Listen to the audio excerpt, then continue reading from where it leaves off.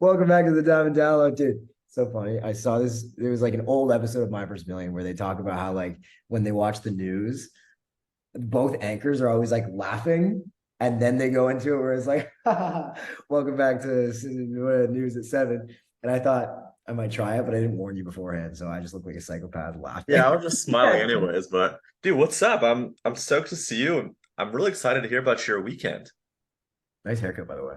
Thank you. Thank you. I wore a hat last week because I didn't have a haircut, but rocking the barber cut today. Oh, can I say something? Yeah, go Can go for it. Belts, hats changed. Did they? Yeah, The dad hat or like the I other know hat? this is your boy. So the dad hats are no more. And I got what I thought were like the same thing, they're just styled differently. And they make me look like a cone head, bro. I look like Patrick Starr. You ask Dylan if he has any of the like the old school built dad hats that I can just like, bro, I'll pay $5,000 per hat. Like I need this hat. I'll see if I, I have any I don't to want my you. I'll see if I have any in my closet for you. I'll ship you some. I don't want your old shitty hats. I want my own one. Okay, sounds good. Ask Tell him if me, he has anything in the warehouse. yeah, I'll ask him if he has any leftovers. Tell me about your weekend though. You had your team in town. When they come in town? Friday, Thursday? Thursday, yeah. So this is the first topic for everybody listening. Mason recaps his team trip. So everyone came in Thursday. So I did Webby and we did pretty good. And then everyone was down at Ben. So it was like Ben, Jeremy, my Instagram guy, who was just there. He wasn't like part of the team, but he was there. And then we had Philip and Julian, and they brought me some gifts. And then all the Canadian people like Abby, Hannah, Griff, and then the two boyfriends were flying in later. And so we were just chilling. And then there's like this bar, this like kind of like upscale lounge bar kind of thing, like over there. And I like texted the guy and we blocked off like the entire like left side of the lounge, like all the seating just for So us. cool. Yeah. And dude, that night I did some damage. Like I was a little bit, I was going too hard. I was a little bit too excited. Probably should have saved it for Friday, but anyway, so and then we oh yeah, so and then we all came back up to my place and we were all like continuing the festivities and I was explaining to the two boyfriends like what I do for a living, like Abby's boyfriend. God. And then and then Friday I took the two sales guys out to go get some watches and they got I saw you posted that. So you took them to your watch dealer, for lack of a better word, your watch guy, and you bought them each a watch. yeah. The only So rule was cool. just under 20. And so they did. But I made deals with them separately. I said, I told Julian if we do a mill in Q3, then he'll get a watch. And then I told Philip if he closes 250, then he'll get a watch. So they both earned it. They both, did more than enough. But So cool. they Yeah, got tell me, like, what are like the age range of these people? Do it's people because they're have both 19. backgrounds in this? Are they like fresh? Like, tell me a little about the team and like what you learned. Philip and Julian are both 19. Wow. Or sorry, I think Julian just turned 20. But everyone's under 25 except for Abby and Hannah. Okay. Abby is my EA. She kind of does everything for me. And then Hannah is one of my coaches. You know Hannah. Yeah, yeah. And yeah, and so like, dude, it was all really fun. Like we had a great time. Like we did a boat later that day on Friday and then did Nobu. And then Saturday we went to Top Golf. It was great, dude. Like we had a I great saw a video of you. I saw a video of your brother. Nice. It was fun. I hit one good ball. That was the one that went on my story. Yeah, yeah, yeah. And then after that, just couldn't hit shit, bro. And it I've was like never done hurting my golf wrist. golf. I was injured myself. Like I was swinging too hard. You're swinging for the fences, huh? Dude, the Yeah. thing about golf that's like so counterintuitive, and a lot of these things in life, I think there's parallels to, is like the harder you try, the harder you swing, the faster you swing. A lot of times, like the worst off you're gonna do, like it's kind of almost like smooth and steady and trying enough without trying too hard, like gets the job done. I think that could be equated to like, men and women in relationships, right? Like you want to do enough, but you don't want to come across like too eager and desperate. And same with sales. Like, you want to be like smooth and steady and, persistent and consistent. So that's cool.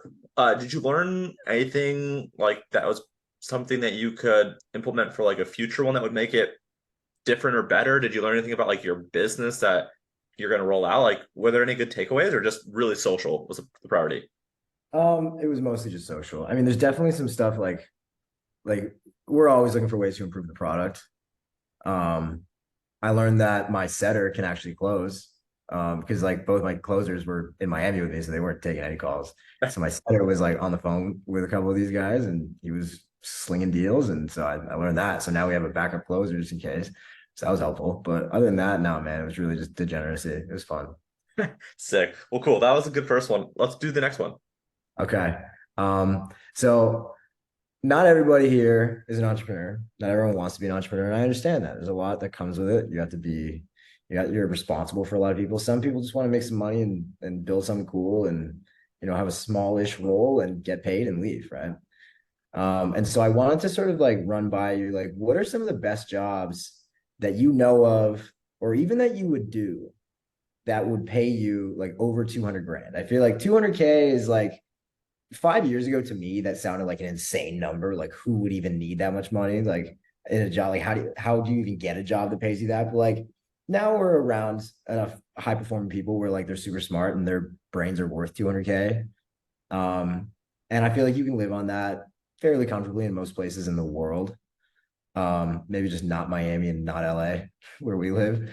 But what do you have any jobs in mind that that'll pay over 200? Yeah, I have like three things in mind. I'd say like, would you consider Ben? Would you consider Ben an entrepreneur? Or would you consider more of him like a freelancer or consultant? No, Ben owns his agency, so Oh, he's this not. agency. Okay, so I guess I think you talked about this before. I don't know if this was like an Alex in my inbox or if this was on here, but someone like a Ben that could maybe be like a freelancer or consultant that, has multiple skill sets and kind of works on some type of performance basis. So I think that's interesting. All right, give me one sec. So you're talking. Yeah, so like a consultant, freelance type person like that. I think two others is like one is you have to be in sales, like selling something. So you gave great examples of like your setters and closers. Dude, if you have inbound leads and traffic, there's a lot of money that can be made. These guys are making what, low five figures a month pretty consistently, Yeah, like they're both making over 20K a month. as you said, 19 and 20-year-olds, right? So right Mhm. right there. And they work hard, but are they full time? Like how many hours a week do they work? Oh, they're full time for sure. Full Like they time. work. Okay. Okay, so they're full time, but they're doing 10, 15, 20, $30,000 months, right? Very Yeah. profitable. Like they're really trading time for money and they're learning a huge skill and they're having a lot of fun. They got to go to Miami and they get Rolexes, so that's not Mhm. included in comp. Um, so I think like again, yeah, what Ben does kind of something like freelance consultant type person, being in sales, and then right like other ones. Like obviously, like, I don't think most people listen to this are going to be like a doctor or something, right? Like that's just kind of out of the equation. Um, I had one more in mind, but my daughter crying in the background screwed me up. You go, and I'm going to think about it. I was thinking more like W-2s, like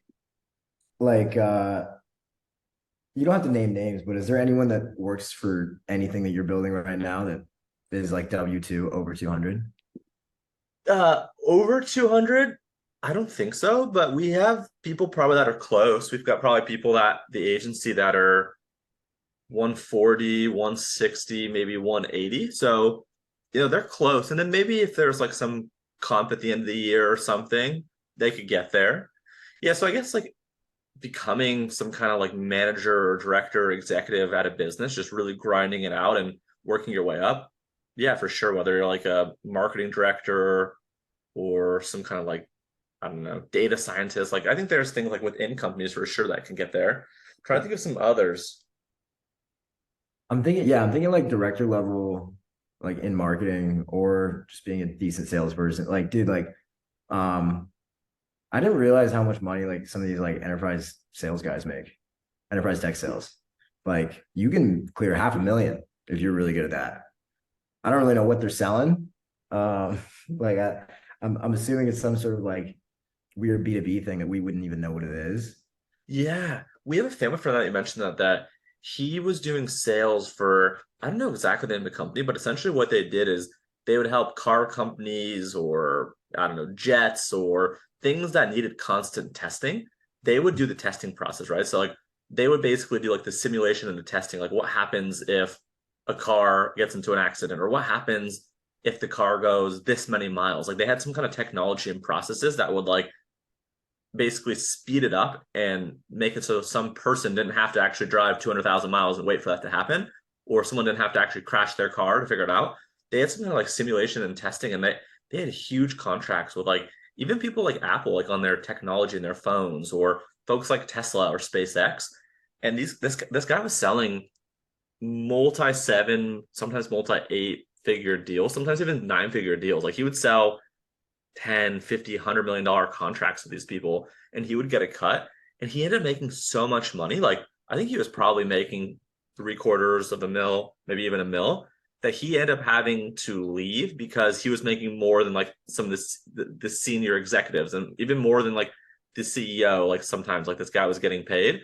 So they started trying to like reduce and kind of suppress his comp. So he's like, F it, I'm out.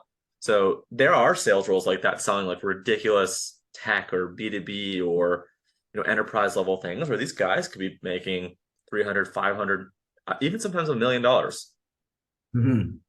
Yeah, bro. I mean that's pretty common in like okay, like real like W2 wealth, like private equity guys. Like those guys are making like 10, 20 million a year. Like all the Like, hedge fund guys. yeah. It's crazy. Wouldn't want to be that though. I feel like we could do that with less stress. Yeah. I'm trying to think if there's anything else that you could do, but I think those are like the main ones. I think there's a lot of ways to do it. Not a lot, but there's enough ways where you could work for someone and get paid really, really well. You can kind of be the freelancer consultant type person, work really well. So I think that's an interesting one. Hmm. Good stuff. Yeah, buddy of mine does sales at Cisco. He makes over 200.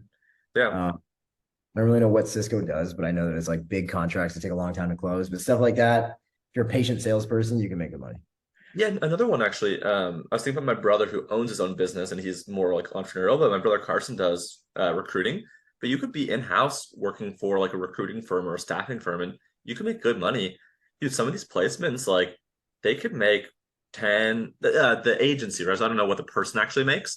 They could make 10, 20, 50, 100 something $1,000 sometimes. So I don't know what the split between like the employee and the house is. They probably have some kind of base salary, and then they probably get like a commission or some kind of split on sales. But if you do a couple placements a quarter and you're making, I don't know, 5 to 20 grand a pop, you personally plus your salary, you could probably put up that. And then the other one I was actually going to say that I forgot about is like, I guess less traditional, probably less people listen to this, but real estate, it's definitely a grind. But being like a real estate agent, if you get up there, you can make really good money. It's a grind, that's for sure, but you can make really good money. I'm watching this show with my wife called Selling the OC, so that was on my mind. Okay. Yeah. So is that like a spinoff like Selling Sunset? Exactly. Yeah, they just opened up an office by us in Orange County. Those ladies are rich. Yeah, yeah. So I think that's another one that's kind of interesting that I don't really think about. Cool. Yeah, man. I mean, real estate is cool. It really does depend on the market. So, and it is almost more entrepreneurial, but I think like what you'll find with a lot of these is like there's always some sort of trade-off. Like real estate is entrepreneurial in a way, Yes. because like you eat what you kill, Yes. but like those are the people that make the most money. Like you're hard pressed to find a job that's going to pay you like a 350K a year salary for kind of just doing random stuff, unless you're like a developer. Like some of those guys are making really good money. But Yeah. like if you're in sales, like you can crush it or you can starve. Yeah. On that Same. note, right? Like the more closely aligned to revenue generating activities, like if you're generating revenue, you'll make money. So I Mhm. love what you said, right? Like you eat what you kill. If you make money for someone, they will make money and give you money. Exactly. I mean, that's how I pay my team. Like it's very, very incentive based. So yeah. But all right, good stuff. I feel like there's a lot of we should be recruiters for this. I feel like we could find some sort of way to like get in on this, like talk about high paying jobs and everything. Like, cause I know someone in the audience is thinking like, like maybe I should be like a data scientist or a recruiter or something like that. Like maybe they're thinking that. Let's see if we can hook it up. Yeah, and on that note, actually, like over the weekend, I made two posts like at 8 o'clock at night on Saturday and 8 o'clock at night on Sunday. And I wanted to be like a little bit controversial. Dude, I never ever make hot takes and never make controversial takes, like never in my career ever. But I wanted to make like one or two hot takes that I actually like believe in. Plus, I knew it would kind of like ruffle some feathers, but also get majority love. And dude, they crushed it. One of the posts had, where is it? 3,037 likes, hundreds of comments, hundreds of reposts. The other one had 3,600 likes. So between them both, right, like that was like 7,000 likes back to back nights in total if you combine the two. And one was them was like, the 40-hour work week is broken. Jobs should be based on work accomplished, not time spent. And then I kind of just went on to talk about, I think companies are going to churn employees left and right because people don't want to be tied to an outdated system. Employees are seeing their freelance consulting friends making way more money, working less, or maybe working the same on their own terms. So that was one of the takes. And then the other take was hiring just for skills is old school. Instead, hire for attitude, train for skill.